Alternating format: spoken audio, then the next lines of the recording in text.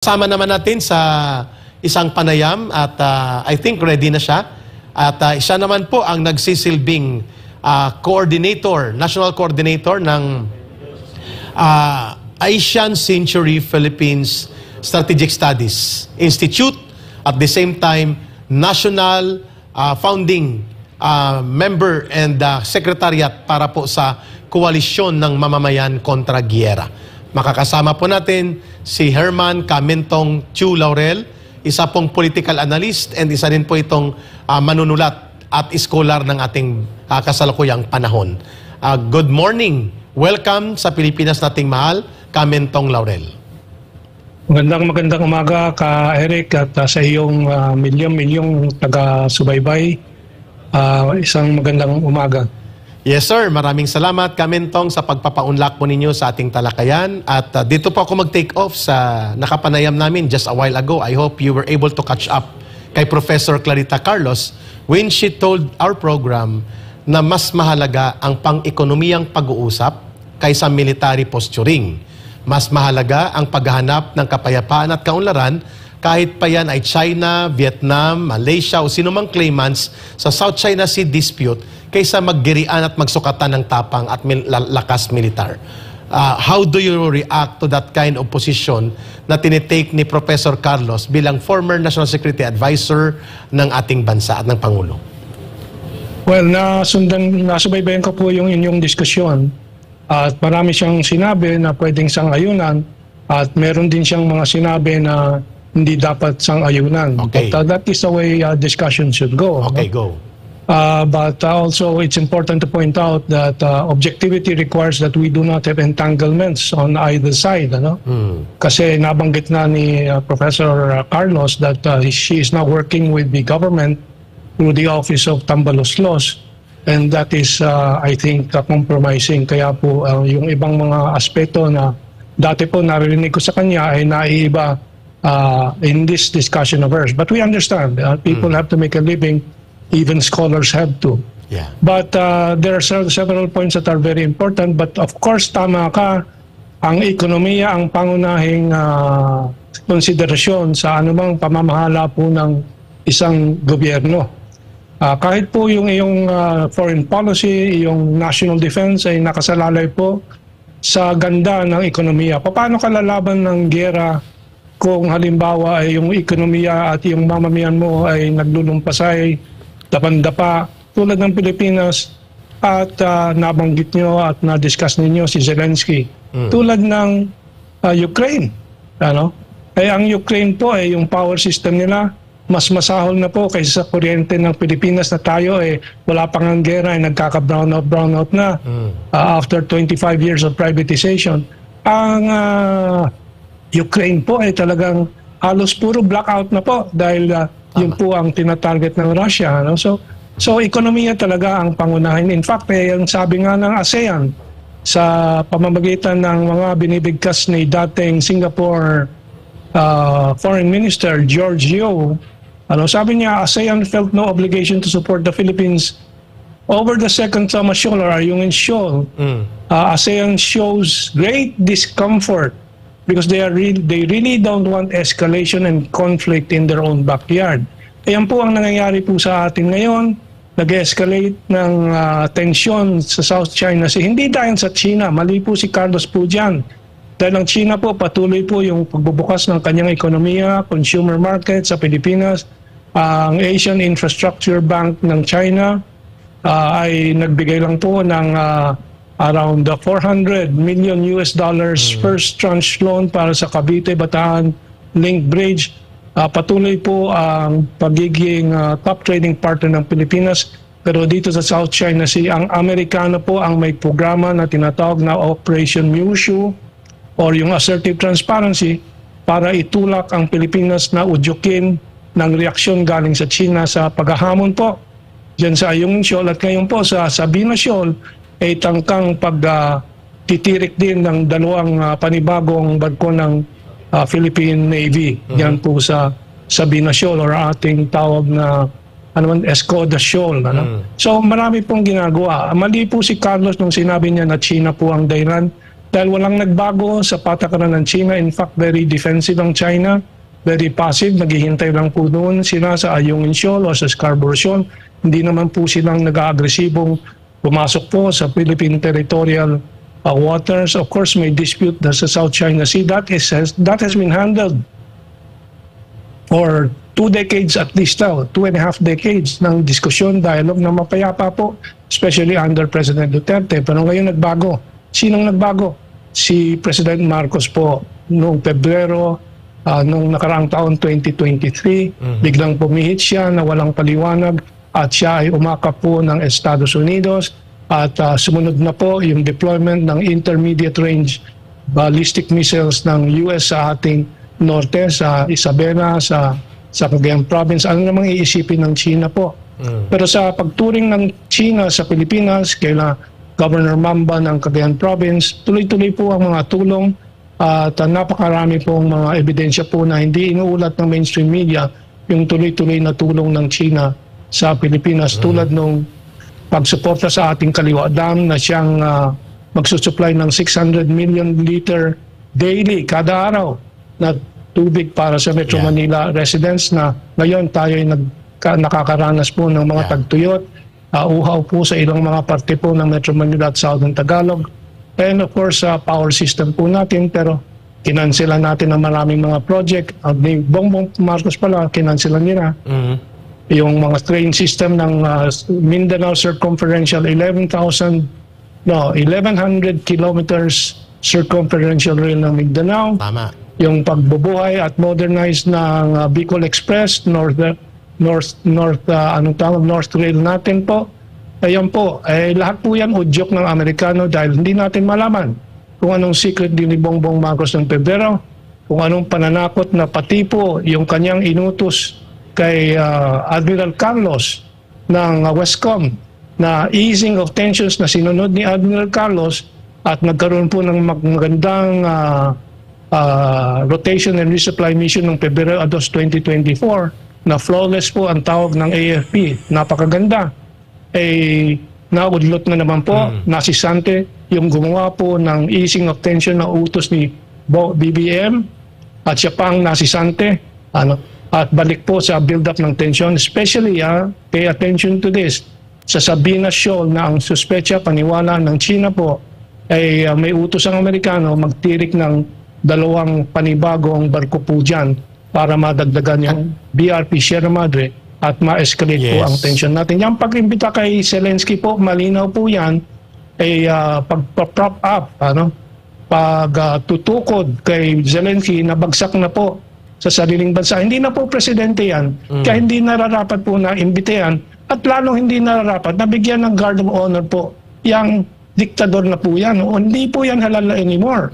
Siya ay nag-impose ng martial law para mapatahimik ang mga oposisyon na sa ngayon po ay lumalakas po dyan sa loob ng Ukraine dahil talagang nakikita naman nila kalahating milyon na sa mga kabataan nilang kasundaluhan ang napatay na.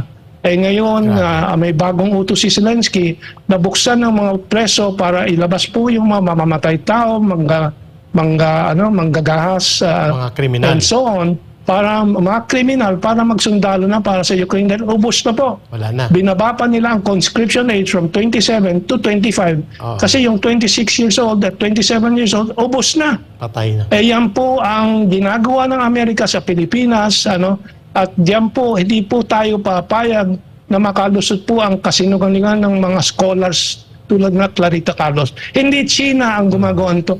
Amerika, Estados Unidos, na may blackmail naman po dyan kay BBM. And kawawa po ang bayan natin. Even our economic opportunities are down. 63.3% bagsak po ang investment itong first quarter of 2024. Dahil takot, pati American investors, takot na pumasok dito dahil may tensyon, may pangamba na magkakagera dito. Sino ba ang papasok na gunggong na papasok ng pera nila dito sa Pilipinas? Okay. Kamintong. So, pasensya na po, sobrang mahaba ang intro ko. we always respect the differing opinions and the balance of objectives of discourse. You are entitled to your opinion, And so is Clarita Carlos. Professor Carlos is entitled to her opinion. Tama po kayo, Kamintong. Ang maghuhusga nito, taong bayan. Tama po kayo dito. At kasaysayan ang magtutuwid kung sino ang tama at mali. Agree. Tama po ako.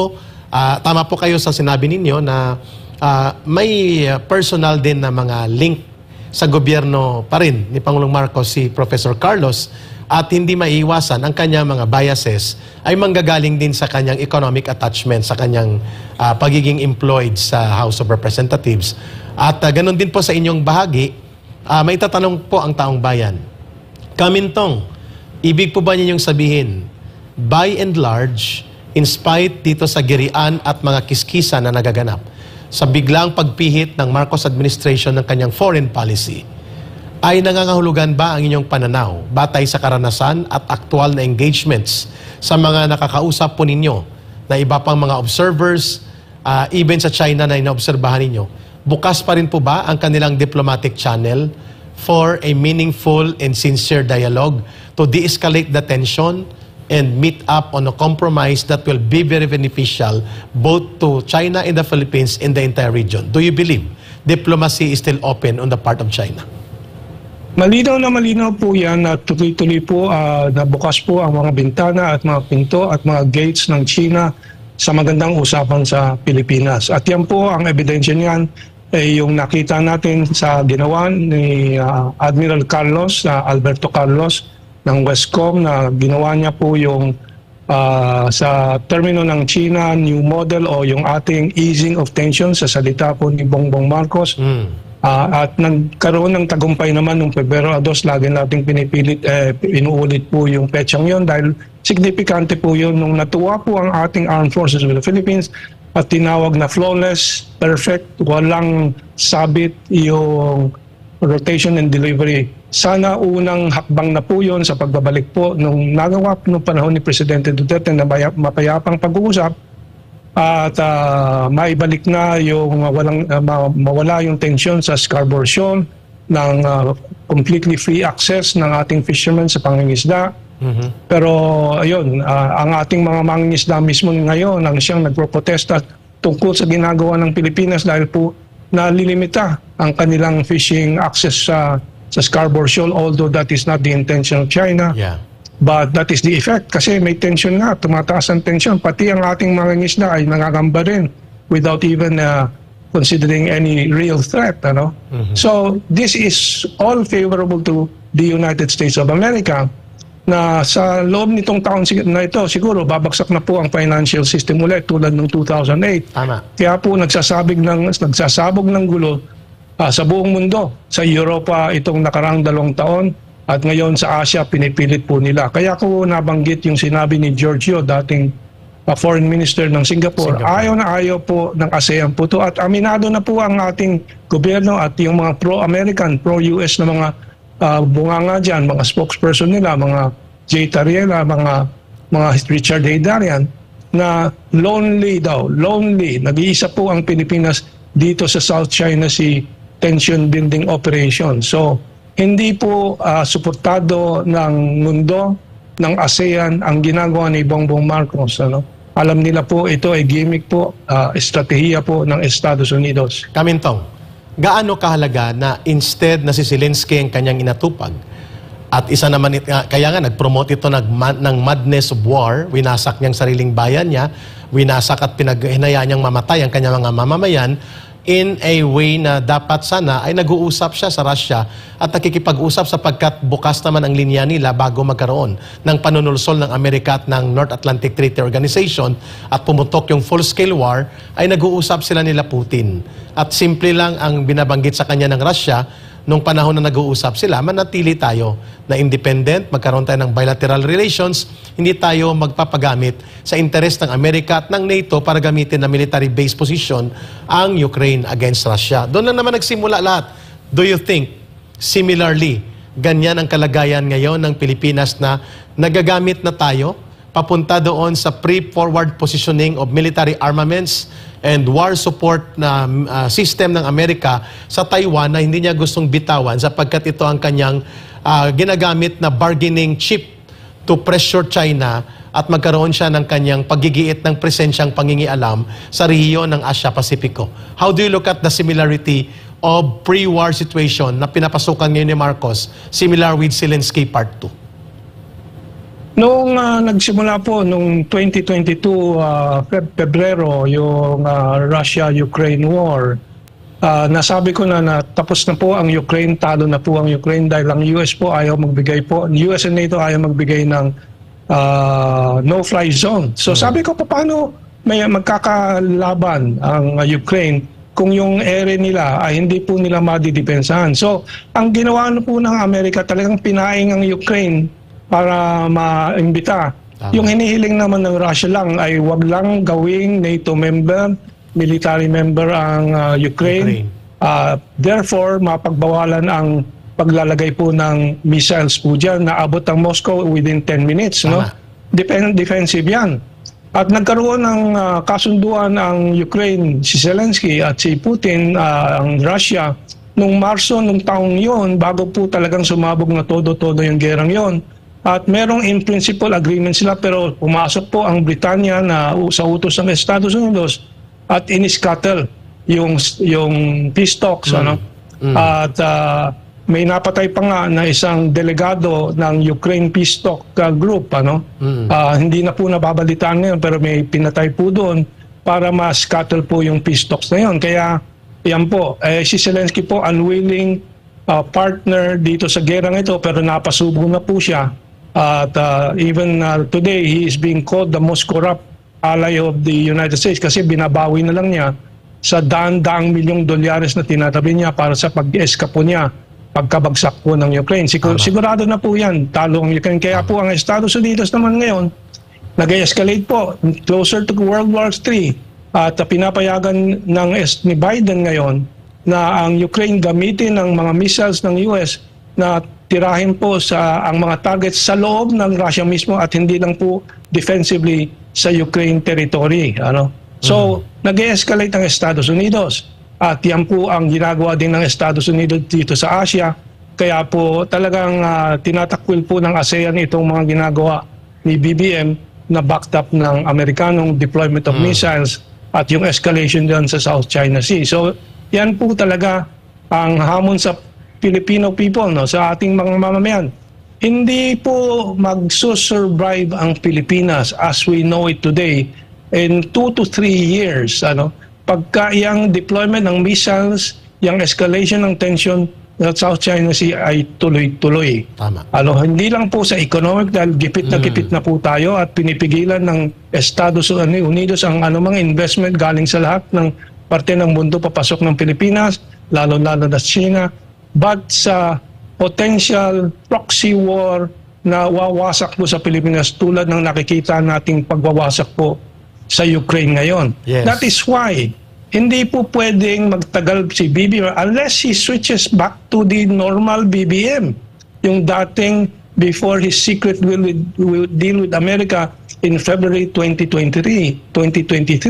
Kung bumalik po siya doon sa patakaran na truly independent foreign policy, friends to all and enemy to none, tanggalin niya yung mga base militar ng Estados Unidos at mga missiles, balik po tayo sa normal at matutuwa tayo ulit kay Presidente Marcos at pwede na siyang makipag-usap sa Russia para sa 30% discounted natural gas and oil galing sa Russia. Correct. And so many other benefits that we can negotiate with China.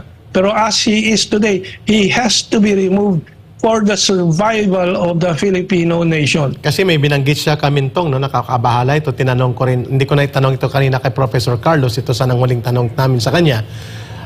Nagkaroon siya ng parang media bites, no, para lang ma-headline at mabigyan ng atensyon ng kanyang pinagsasabi tungkol sa China conflict na siya lang naman ang nanunulsol at ang kanyang boss na Amerika. The country, our country, the Philippines, is working for peace. But we are preparing for war. At sinundan ito ng mga aksyon ng Armed Forces of the Philippines na nagpapakita na papunta sa military approach rather than diplomacy-led ang dimension of engagement with China. Ano pong reaksyon ninyo sa pahayag niya na we are working for peace but we are preparing for war? If he is preparing for war, he should be preparing the economy. He should be building up a very vital and energetic power sector na mura ang kuryente. Yung supply ng tubig ay sapat po para sa mahabaang labanan kung he is preparing for war. Pero hindi. Pinababayaan niya ang ekonomiya, pinababayaan niyang magutom ang taong bayan, maghirap. Paano ka lalaban sa ganyan? So he is not preparing for war. He is preparing for the defeat of the Filipino nation. Correct. In a war, in a proxy war with China, which really benefits only one party. Sino yon? Sino bang may benepisyo dyan? Estados Unidos. Yes. Dahil yun po ay parte ng kanilang pagpapahina daw ng Chinese economy, ng Chinese military, bago po magkaroon ng direktang konfrontasyon sa China ang Estados Unidos, na sa tingin ko hindi naman makakaya din ng Estados Unidos, no? So yun ang delikado po, kaya as it is, President Marcos should be removed and somebody new, a sane leadership should take over. That is that ang panawagan na ito ay pinuna din kanina ni Professor Carlos, with due respect to her kasi wala na siya sa linya. Mabuti sana kung may isa tayong forum na kasabay sa Kamentong, no? Para magkaroon iniimbita ko siya, hosted by you, that we face each other in a public debate and discussion. That magandang proposal yan. Let's try to facilitate that kind of discussion for the benefit of the people to judge and for the people to see the strength and the validity of arguments na yayakapin natin at magiging gabay ng ating pamahalaan para pakinggan ang mga scholar ng mamamayan. Kamintong may tanong dito.